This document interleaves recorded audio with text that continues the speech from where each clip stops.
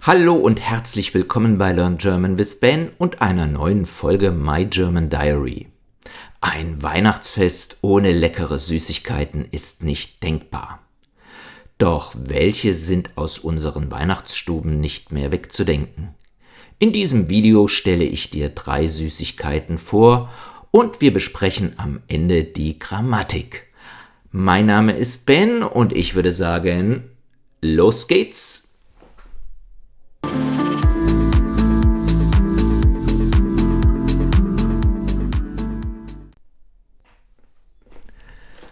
Eine sehr bekannte und vor allem alte Süßigkeit ist der Lebkuchen, den schon die alten Ägypter als Honigkuchen kannten.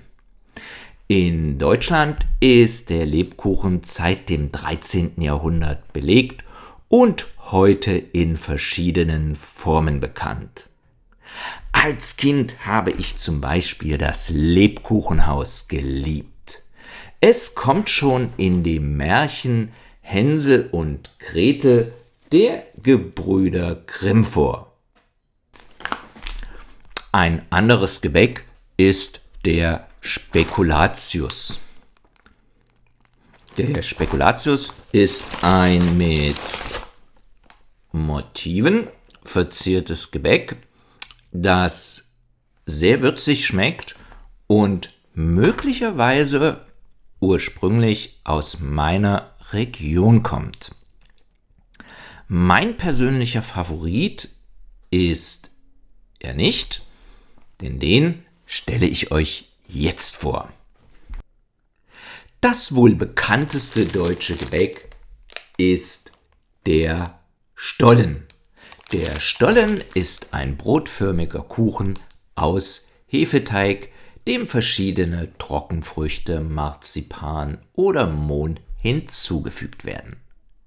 Erstmals erwähnt wird der Stollen im Jahr 1329.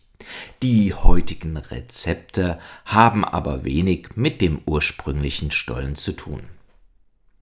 Für Bäckereien ist der Stollen eine so wichtige Einnahmequelle zur Weihnachtszeit, dass nur Bäckereien aus Dresden und Umgebung auch die Bezeichnung Dresdner Stollen führen dürfen. Der Glühwein ist zwar keine Süßigkeit, aber er gehört für viele Menschen zur Weihnachtszeit. Der Glühwein ist ein würziger Wein, den wir am liebsten mit unseren Freunden oder unserer Familie auf einem Weihnachtsmarkt trinken. Denn was wäre die Weihnachtszeit ohne den Besuch eines Weihnachtsmarktes? Die ersten Weihnachtsmärkte hatten allerdings nichts mit den heutigen zu tun. Im deutschsprachigen Raum werden sie erstmals vor über 600 Jahren erwähnt. Die mittelalterlichen Stadtbewohner konnten sich dort mit Nahrungsmitteln oder Gebrauchsgegenständen für den Winter und vor allen Dingen für das Weihnachtsfest eindecken. Der Übergang zum stimmungsvollen Vergnügen fand etwa Ende des 17., Anfang des 18. Jahrhunderts statt. Und wenn ihr meine Videos zum Weihnachtsfest aufmerksam verfolgt habt, dann wisst ihr, dass in dieser Zeit der Weihnachtsmann in die Wohnzimmerstuben kam. Und jetzt besucht euch das Grammatikgespenst in eurer Stube. Eine Stube ist übrigens ein seltener verwendetes Wort für Wohnzimmer. In meinem Video verwende ich folgenden Satz. Eine sehr bekannte und vor allem alte Süßigkeit ist der Lebkuchen, den schon die alten Ägypter als Honigkuchen kannten. Bei dem Artikel den handelt es sich in diesem Fall um ein Demonstrativpronomen. Demonstrativpronomen beziehen sich auf genanntes, in diesem Fall den Lebkuchen. Gebrüder ist ein sehr altes Wort für die Brüder einer Familie. Es wird heute nicht mehr verwendet. Die Gebrüder Grimm dagegen kennt jedes Kind in Deutschland. In meinem Video sage ich, dass der Stollen das wohl bekannteste Gebäck in Deutschland ist. Wohl kann als Adverb und Partikel mehrere Bedeutungen haben. Hier nur einige Beispiele. Ich fühle mich nicht wohl. Peter kommt nicht um 18 Uhr. Doch, er kommt sehr wohl um 18 Uhr. Was ist Sarah von Beruf? Ich weiß es nicht genau. Sie ist wohl Ärztin.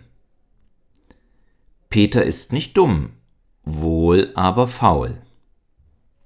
Achtet unbedingt darauf, dass wohl zu den wenigen steigerbaren Adverbien gehört. Wohl, wohler, am wohlsten.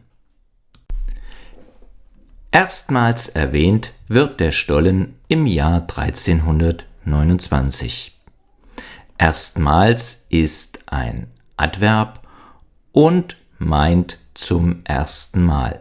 Ihr dürft natürlich auch sagen, zum ersten Mal wird der Stollen im Jahr 1329 erwähnt.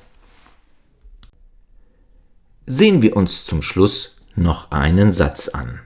Die ersten Weihnachtsmärkte hatten allerdings nichts mit den heutigen zu tun. Heutigen ist eine flektierte Form des Adjektives heutig und hat nichts mit dem Adverb heute zu tun. Genauso verhält es sich mit dem Adjektiv ganzjährig. Beide Adjektive sind nicht steigerbar.